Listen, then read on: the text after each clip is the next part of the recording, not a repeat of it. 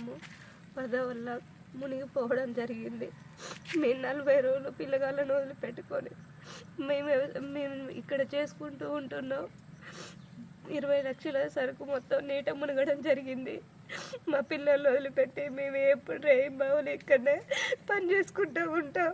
మేము డిగ్రీలు పీజీలు చేసి మాకే ఉద్యోగాలు లేక మేము ఇక్కడ బిజినెస్ చేసుకుందామని ఈ కోళ్ళ ఫామ్ నిర్మించుకోవడం జరిగింది. దయచేసి ఈ ప్రభుత్వం వల్ల మాకేమన్నా సహాయం చేయగలరని వేడుకుంటున్నాం.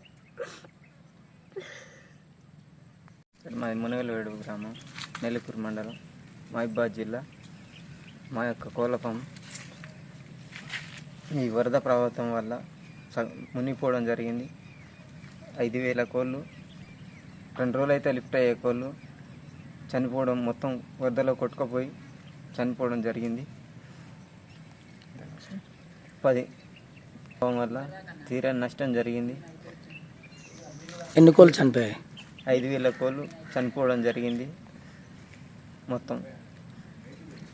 అంచేత ప్రభుత్వం నుంచి మమ్మల్ని ఆదుకోగలరని కోరుకుంటున్నాం. 10 నుండి 15 లక్షల మధ్య నష్టం జరిగింది. బయట పెట్టుబడి పెట్టి 45 రోజుల్లో వస్తుందని పెట్టడం జరిగింది. ఈలోపు ఈ వరద ప్రభావం వల్ల మొత్తం కొట్టుకుపోవడం జరిగింది.